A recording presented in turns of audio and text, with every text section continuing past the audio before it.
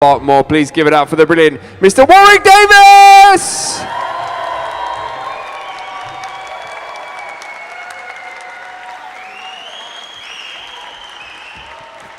Hello. Thank you very much for this lovely welcome here at MCM Comic Con in London. You all having a good time? Of course you are. Thank you very much. So welcome back to London. It's Thank lovely you. to see you, It's Warwick. lovely to be here. I don't know whether we should sit down. There's lots of chairs here for our very special guests for later on in the show. But initially, I thought I'd just say hello to the brilliant crowd here today, and perhaps we could answer a few questions about what I'm up to at the minute, maybe. So what's it been like for you at the moment? Because you're getting back into, like, the Star Wars franchises and... Well, yes, and I thought you might mention Star Wars, but yeah, the most of my life for the last few years now, well, for the last 37 years, has involved Star Wars, but more recently, I mean, we're into this huge kind of resurgence of Star Wars stuff.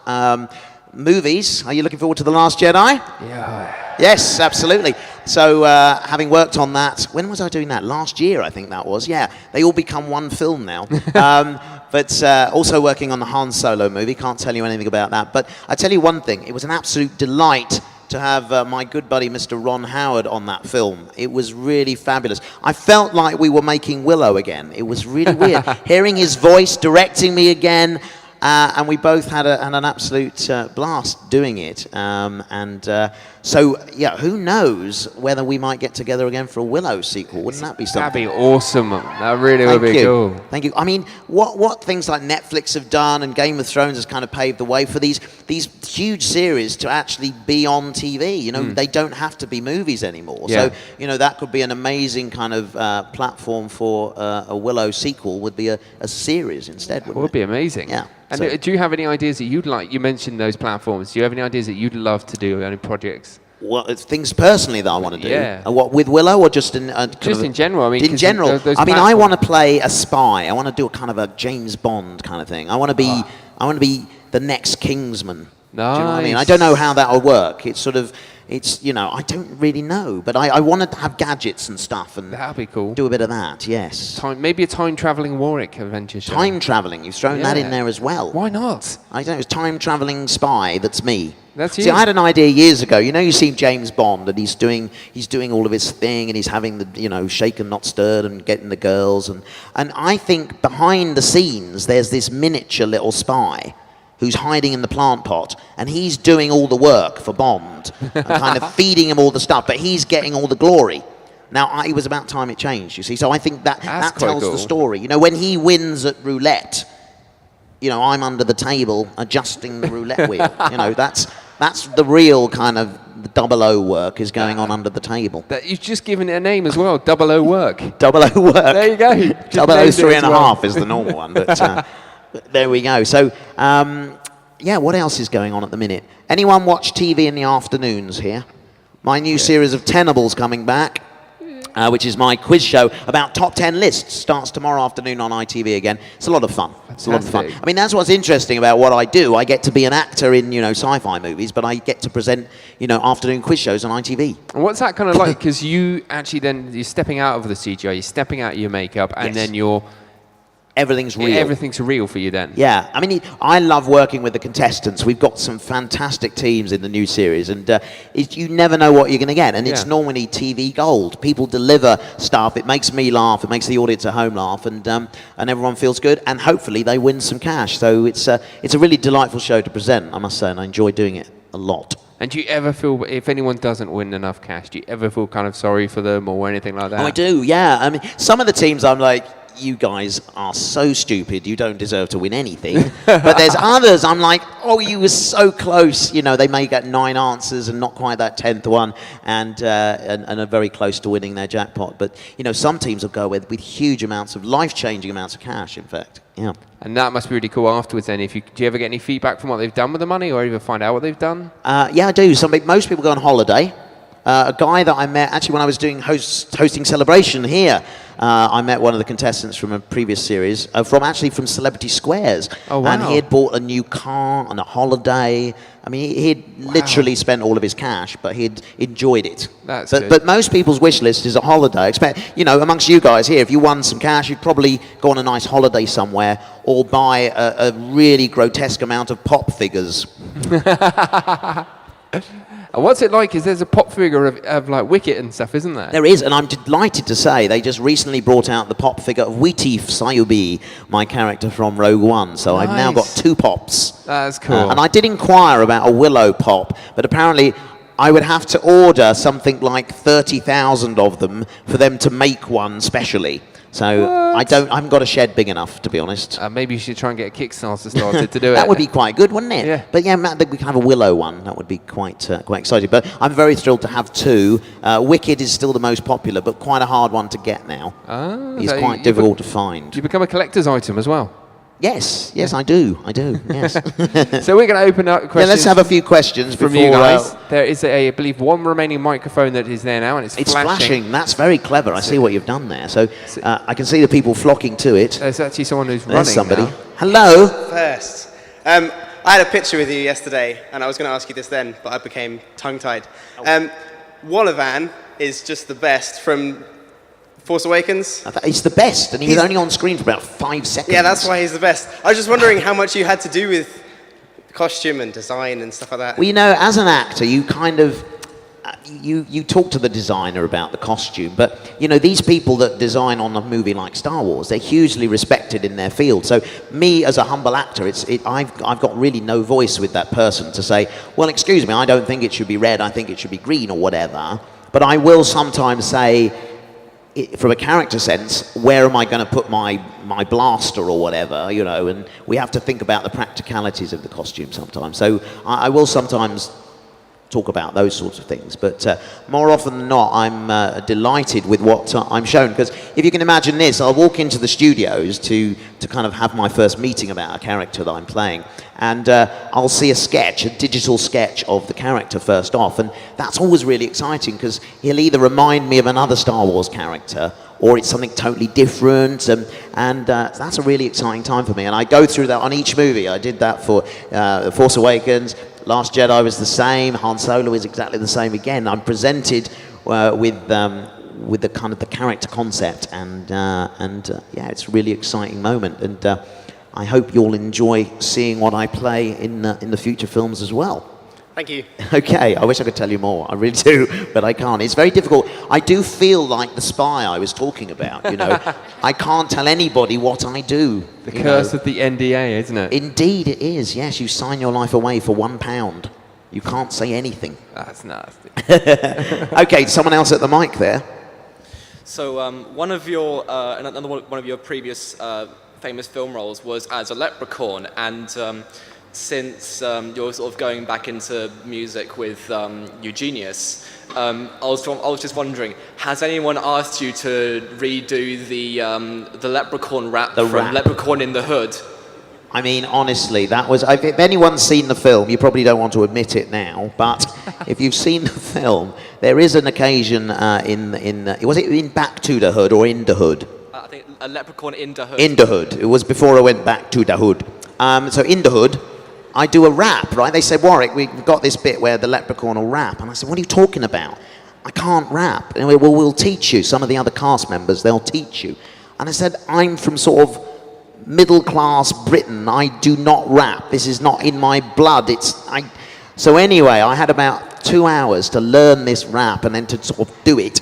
And ever since then, it's been a curse. People have asked me to do it.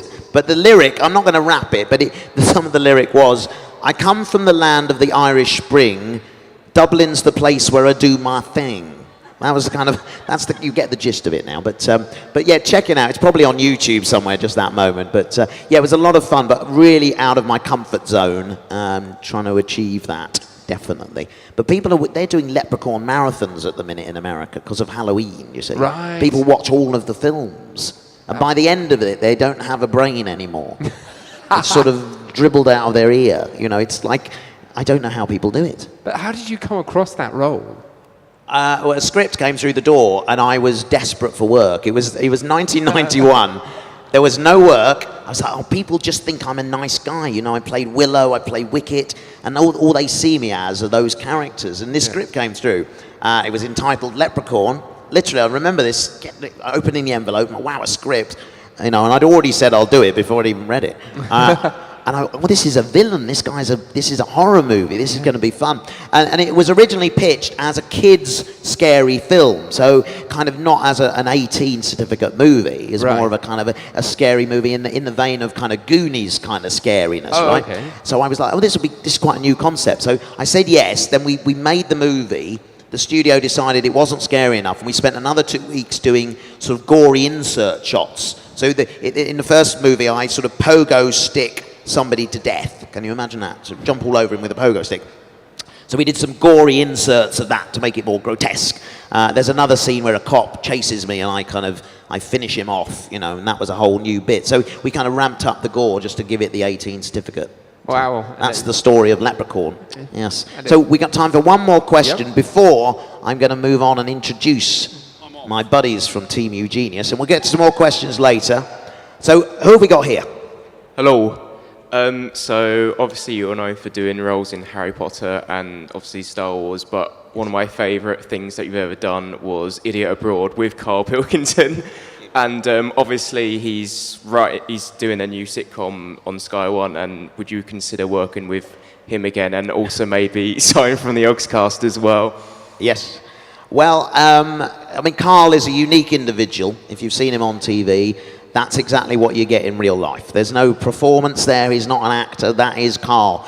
He just says what he thinks and has no sort of filters or barriers. He's never mean-spirited. He doesn't mean to offend. He just kind of says what he's thinking. And more often than not, it makes me laugh. Sometimes it makes me annoyed, as you would have seen in the series. But yeah, I'd love to work with him again. I mean, we keep in touch. The texts that he sends me are just as funny as the things he says.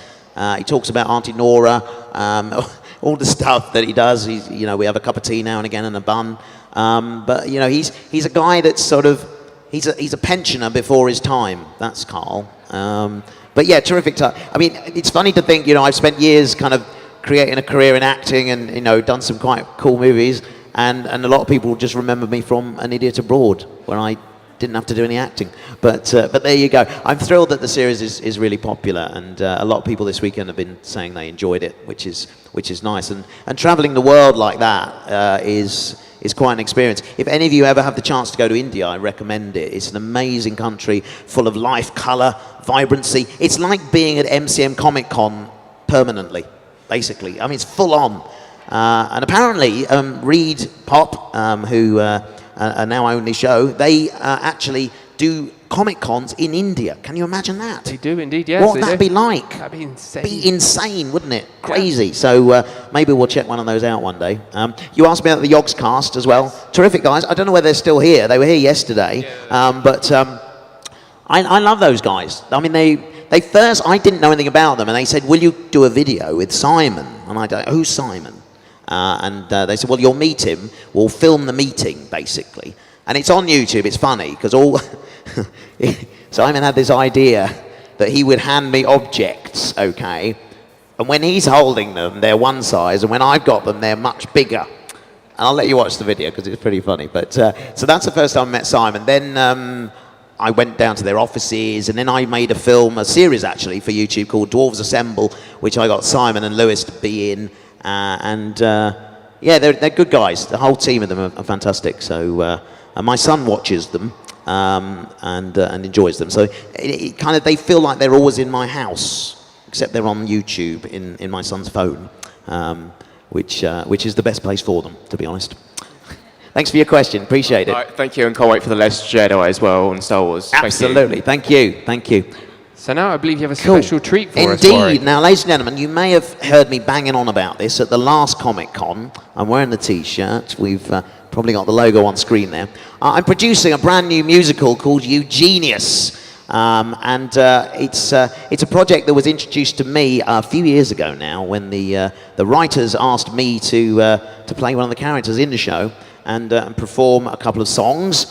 which I did and enjoyed it very much, and just fell in love with the project. I think it's brilliant. I think it's something you're all going to love as well.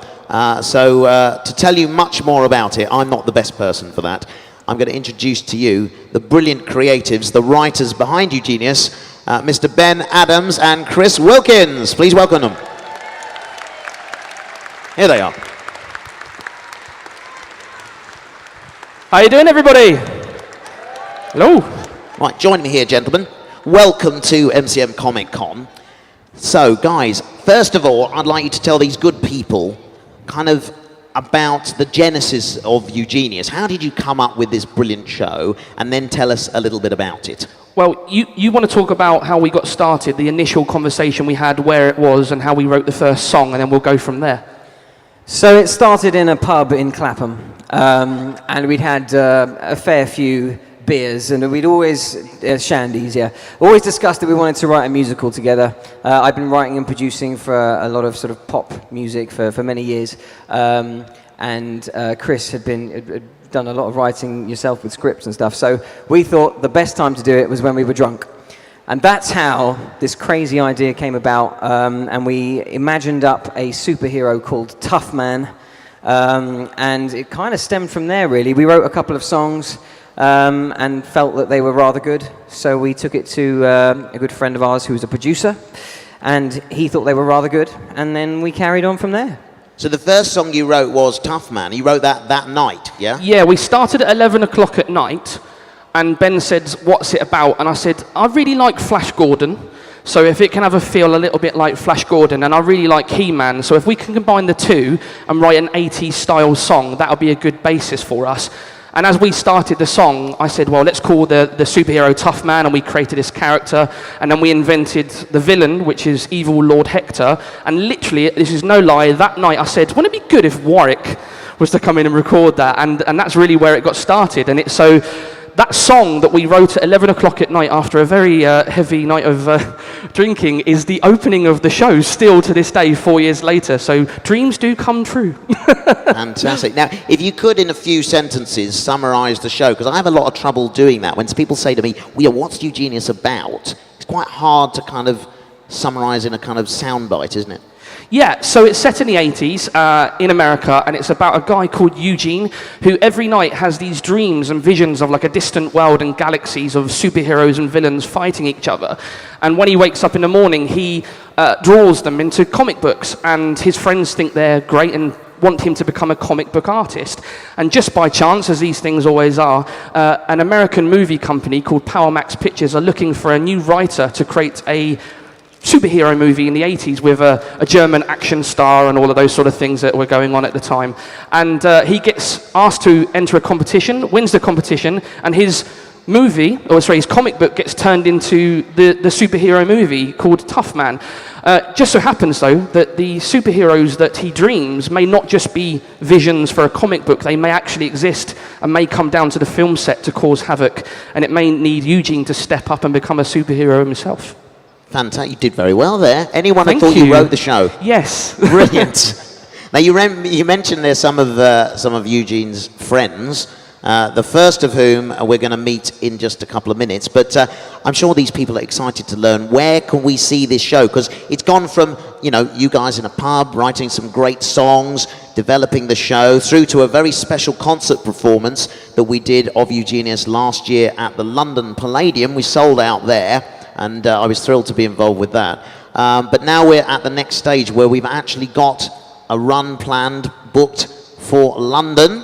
Let's announce where that is right now. Yeah, so actually it's the theatre that I always wanted to put it in, so we feel very, very lucky. But it's a place called the Other Palace, which is in Victoria, where Wicked and Hamilton are also on.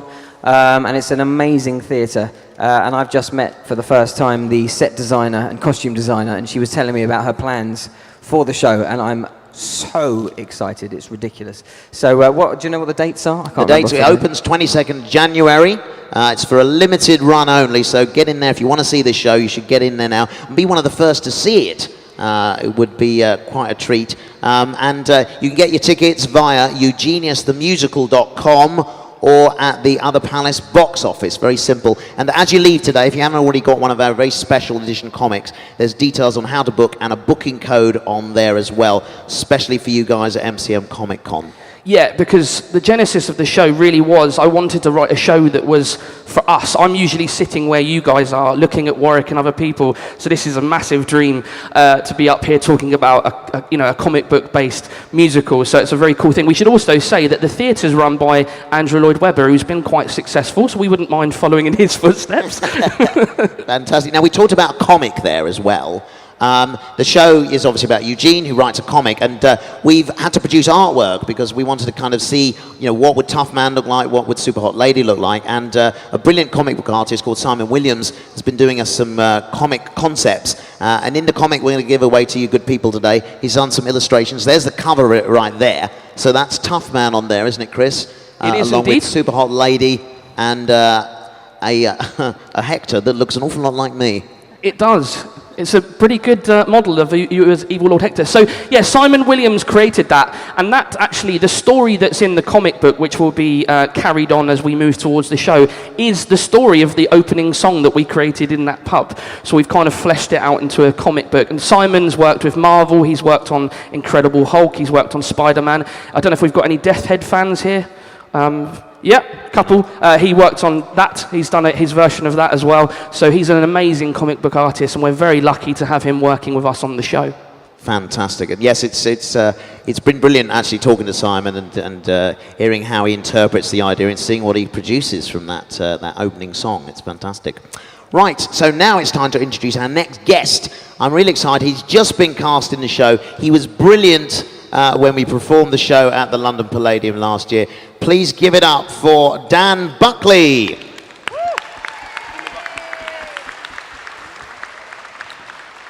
Welcome, Dan. You can take a seat here for a second, sir. Hi, yay. So Dan is playing Ferris in the show. Yeah.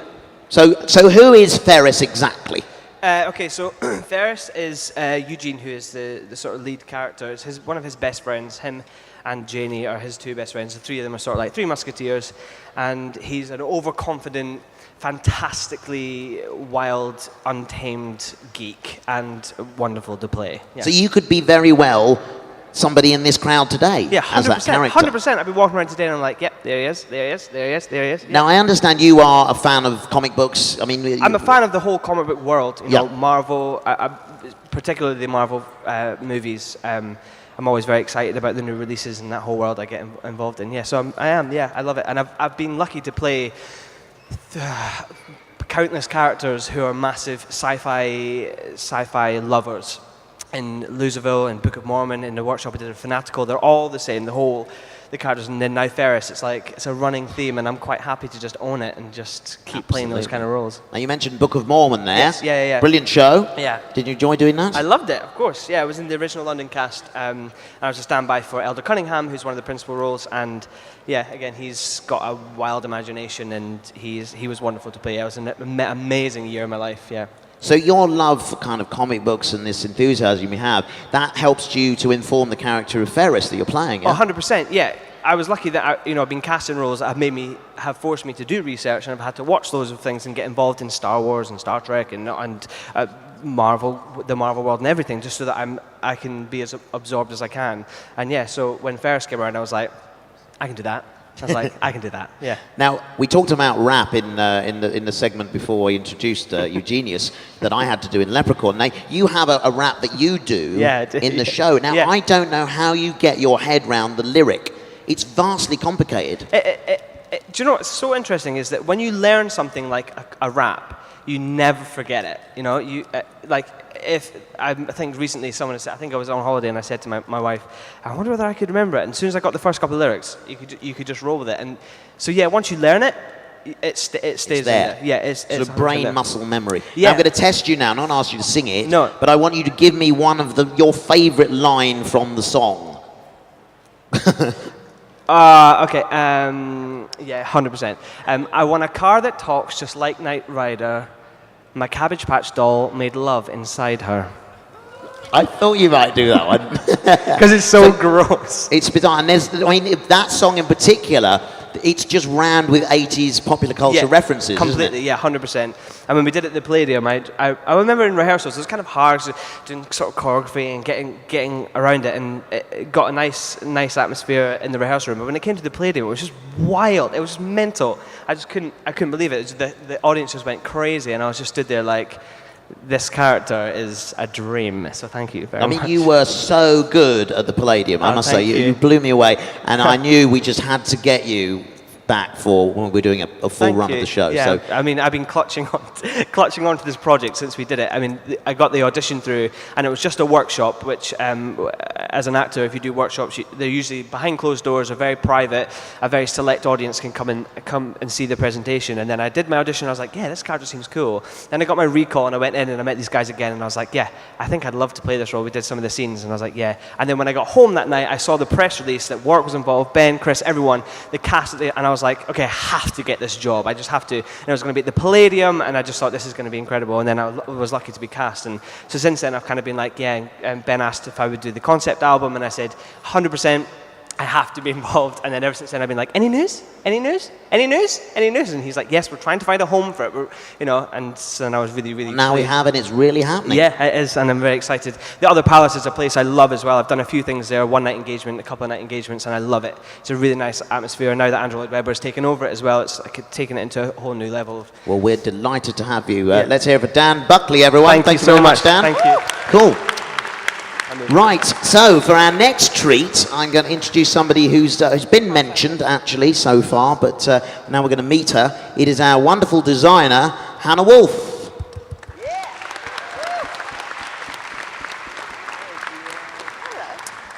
Hello, welcome, Hannah, to MCM Comic Con London and our Eugenius launch. Great to have you here. Thank you for having me. Now, I understand you are also kind of a fan of popular culture, comics, all that stuff. I am, especially, and this is a total treat to be able to work on this show, because I'm a massive fan of those kind of classic 80s sci-fi and adventure films. And you weren't even born in the 80s, were you? I was, 1984. 1984. Yeah. Okay, so it's only your younger years. Tail end of the 80s. Fantastic, yeah. Fantastic. And so it's kind of a dream for you to work on a show like this, then? I've been dying to do an 80s show for a really long time, so... Excellent. Now, how do you start? I mean, obviously, you as a designer, you're in charge of... Explain to everyone exactly what you're in charge of doing for Eugenius. So I'm designing the set and the costume for the show. I get together with... We've got two amazing directors, Michael Gibson, who's in Hamilton at the moment, and an amazing director called Ian Talbot, who has years and years and years of experience. So we're really lucky to have both of them to work with. The three of us have been getting together over the last couple of months, having lots of meetings, looking at lots of references, loads of 80s imagery, watching a lot of 80s films, and just kind of trying to pull together lots of references to create this world that Chris and Ben have that's come out of their tiny minds. Yeah, exactly. Indeed. Exactly. I mean, it sounds very challenging, but obviously something that you enjoy doing immensely. Yeah, I mean, this is... Sometimes a show comes along and you read the script and you listen to the music, and coming up with the design for that is really easy. You. Yes. Yeah, because there's just so much material to work with. There is indeed. And if people want to have a little taster of some of the songs, they're actually out there on all of the streaming platforms, iTunes, Spotify, what have you. Details, again, are on the back of this special edition comic that we're going to give you as you leave here. But do check out the songs, because honestly, I mean, they're absolutely fantastic. And what Hannah was saying there, she was inspired by hearing them, and they're very visual, aren't they? The songs, when you hear them, you can kind of picture what's going on and that sort of thing. Yeah, absolutely. The material is really, really rich. You can immediately start seeing what the characters are like, what the world is like. Yeah. Fabulous. Now, one of the first characters you've designed is Tough Man. It is indeed. Okay, yeah. Now just describe Tough Man as you see him before, ladies and gentlemen, we meet our very second cast member, who is Tough Man. So, I spoke to Chris and Ben early on, and the references that they gave me to look at were He-Man and Flash Gordon. So I started, I remember He-Man from being a kid, and I remember watching the Flash Gordon films. And we wanted to get a little bit of that slightly 80s campness into his costume, so like really heavily influenced by Flash Gordon, actually. He's this like kind of all-American hero. He's clean cut, but with a slight edge of 80s campness. Okay, well, you've painted a picture in our minds. Let's now meet Tough Man in person. Ladies and gentlemen, please put your hands together for Sean Dalton as Tough Man. Watch me fly! Tough man! Tough man! He's the strongest of the strong. Tough man! Tough man! You'll be glad he came along. Tough man! Tough man! There's nothing more to say. Fantastic. In space, no one can hear you cry. There we go. Sean, fantastic. Welcome. Thank you. Lovely to see you. You're looking splendid. Looking spandex. So Sean, you are also, conveniently, you also love this world of comic book superheroes and all that stuff. I do, yes. I remember it very well. Grew up in the 80s, so yeah, I'm a big He-Man fan and superhero fan. I remember having Superman curtains and quilt covers and things like that. So yeah, living the 80s dream. I had a Star Wars quilt cover and curtains, for obvious reasons. So you're no stranger to musical theatre, though, are you? No, I've been, nearly 20 years now. Yeah. So tell us about, you did Les Mis, didn't you? Yeah, Les Mis. I was in that for a couple of years. Joseph, Technicolor Dreamcoat. I think nearly every person's been in that. Beauty and the Beast. So, quite a few over the years. Fantastic. And then you have been also one of the kind of earlier cast members. You'd have been involved with Eugenius from the very first concept recording. Yes, in the first workshop. It's just, I've seen it, the script go from its infancy into what we have now, and it's just incredible. And I feel really lucky to still be a part of it, so really excited to get started. And so tell us about your role in Eugenius. Obviously, you're Tough Man. Yes. But you're also another character as well. Yes, I also play Gerhard von Hoschenschlanger, who there may be a slight reference to an 80s icon within that name. Yeah, he's a lot of fun though, that character. Oh, he is. He's brilliant. It's great for me to actually have this role, this comedy role as well. Fantastic. Yeah, what Eugenius is great for is it it takes a very sort of wry look at Hollywood and the characters within that scene, and I think you definitely epitomise a certain very famous actor. Yes. Naming no names. I think we all know who we're talking about, but yes. Yeah, it's fantastic. And you're looking forward to the run at the other palace? Yep, can't wait. Yes, really can't wait. So we've got January 22nd. And we've got a good 6 weeks of it, haven't we? You've got to get cracking. And you've been in the gym as well, working out. Yes, every day. My life has become protein powders and chicken and rice cakes. So yeah, it's been really fun. Fantastic. Well, it's great to meet you. Now, Sean will be kind of wandering the floors of MCM Comic Con after this, right? And you guys have a challenge. If you can get a picture with Sean, and you can post that on social media with the hashtag Go Eugenius, and also mention at Eugenius UK, you're in with the chance of winning a pair of tickets to Eugenius the Musical, which starts on January the 22nd at the Other Palace in London. So try and find Sean. He'll be, I don't think you can miss him really. He'll be wandering the floors of the centre here of Excel, and try and grab him for a selfie if you can, and you could win 2 tickets. I think it's time for a bit of Q&A before we move on with the finale of our show today, ladies and gentlemen. So if you've got a question for any of our Team Eugenius here, you'll actually get a chance to win some exclusive merch. What this is, for those of you who don't know, of a certain age, that is a cassette tape, okay? So that came before CDs, right? So nowadays it's quite hard to play them, but what we did, we recorded some of the tracks onto cassette tapes. So it's a really cool souvenir of the show to have, and a money can't buy prize at this point. So if you've got a question, you could win one of these unique cassette tapes. There's nobody at the mic at the moment, but people are sprinting over there. I can just feel it. There's somebody. Okay. What's your question, and who's it for? Well, my question's for the whole panel. Yeah. Out of the 80s, there were some horrifically, brilliantly terrible films. What were your favourite horrible films of the 80s? The show is heavily influenced by canon films. and I loved a lot of the canon films. So it depends really. I love Masters of the Universe. And the Superman film that came alongside it, and the canon sort of moulded the budget for the two shows together, and the show is heavily influenced by that. There's also mentions of things like Electric Boogaloo and stuff like that they worked on, so there's a lot of those sort of films, bit of Barbarella, those sort of things thrown in there as well, definitely. I think one of my favourite things about the show is that, obviously, I mean, we've said before, but the main character, Eugene, his comic gets changed into a film, and it's exactly the kind of films that you're talking about. It's not an all-singing, all-dancing superhero movie as you would see today. It's exactly the type of movies you've just described and you know, that Chris has just mentioned. So we're having a lot of fun trying to create the worst superhero movie ever. And we're doing a pretty good job. We've done a pretty good job, I think. So yeah, thank you.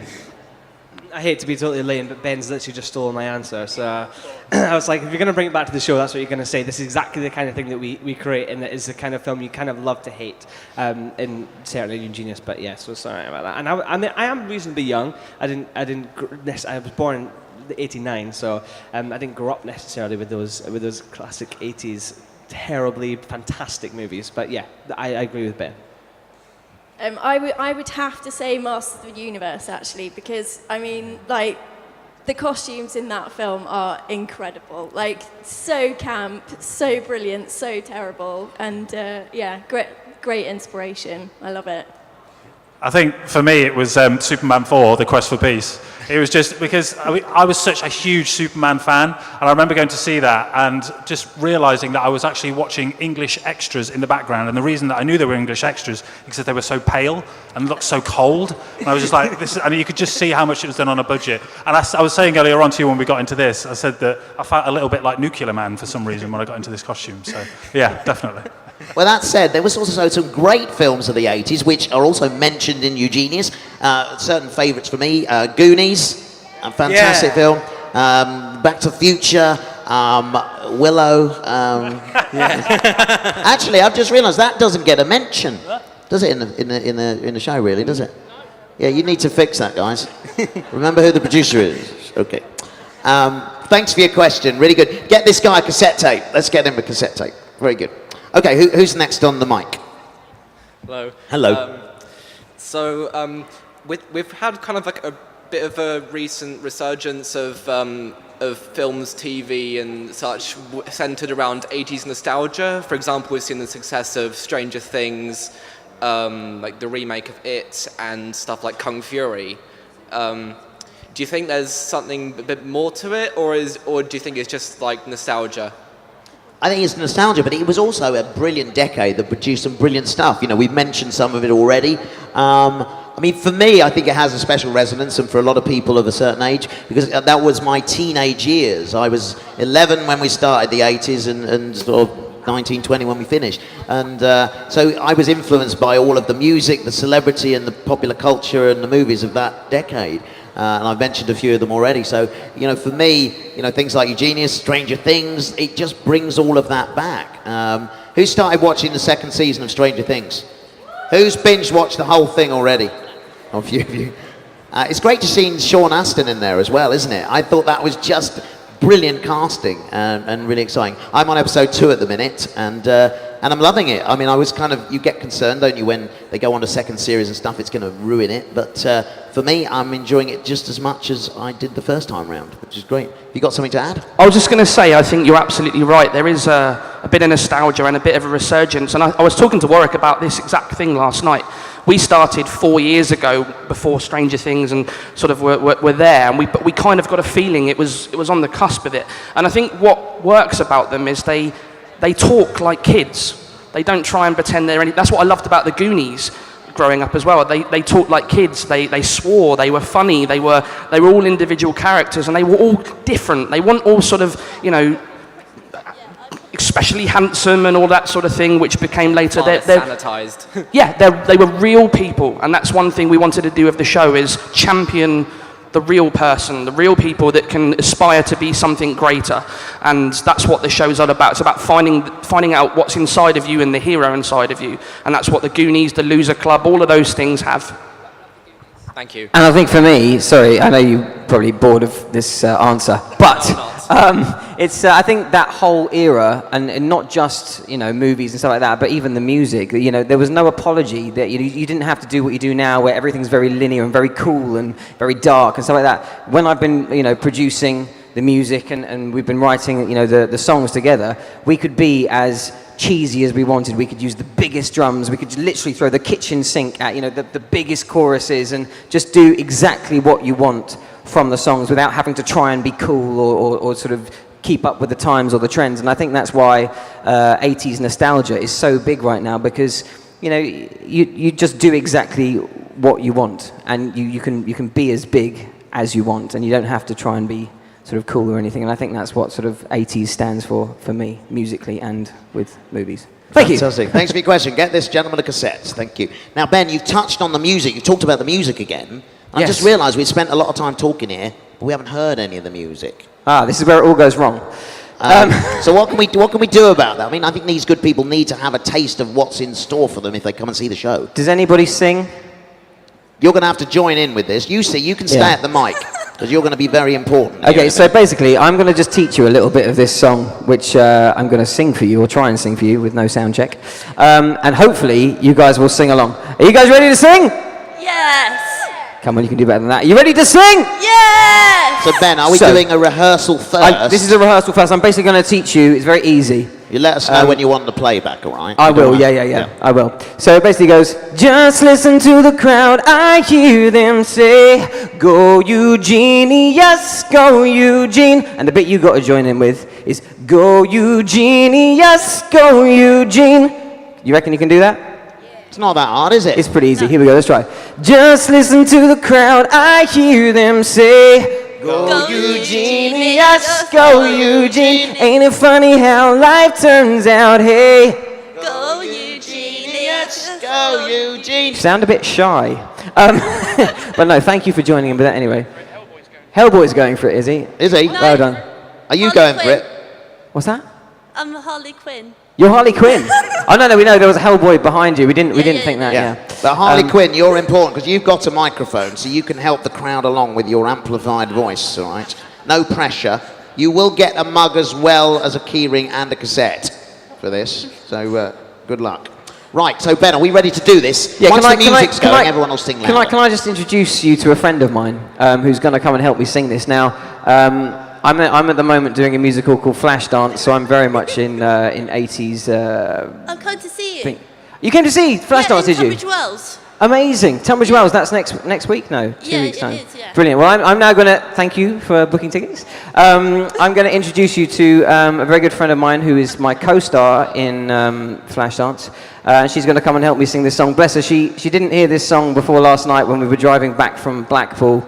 So she's kind of learnt it. But she is the current reigning champion of Strictly Come Dancing, and her name is Joanne Clifton. Give us a big round of applause. Here she is. Hey, Jo. How you doing? Good. Now, should we get you a microphone? Here you go. So do you remember it, yeah? Listen to the crowd, I hear them say, go Eugenius, go Eugene. Ain't it funny how life turns out, hey? Go Eugenius, go Eugene. It's very good. Let's try it with the track. It's going to go really wrong, but it's going to be fine. Let's all stand up. Come on. Yeah. It's going to be really embarrassing. Here we go. Let's hit the track. It's a very quiet track. There it is. Here we go. Just an average Joe, living a relatively normal existence. He stayed home, sketching all night. He stayed home, and all his dreams were so big, they seemed impossible. Still he would strive on. Yes, he would strive on.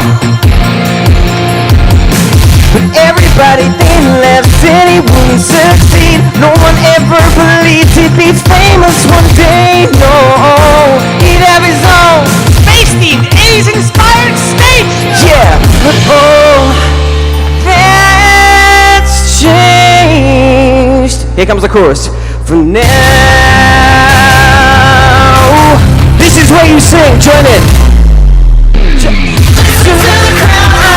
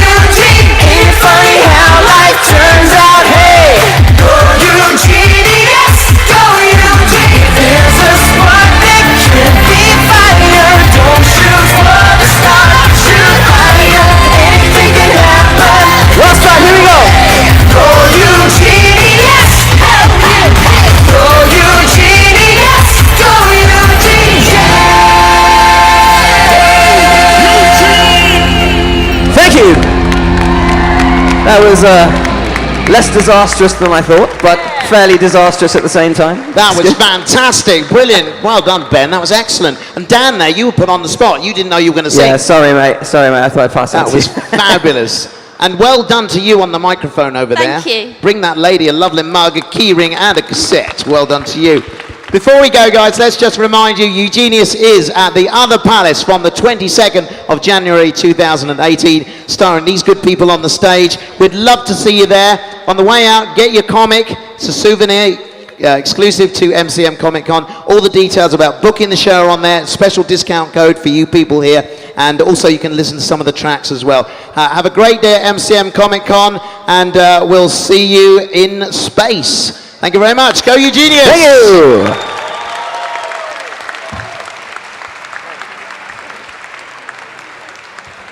Ladies and gentlemen, one more time for the brilliant Warwick Davis and Team Eugenius. Thank you very much, guys. As you said, their run begins in January, and you can find out more in the souvenir stuff available. But up next,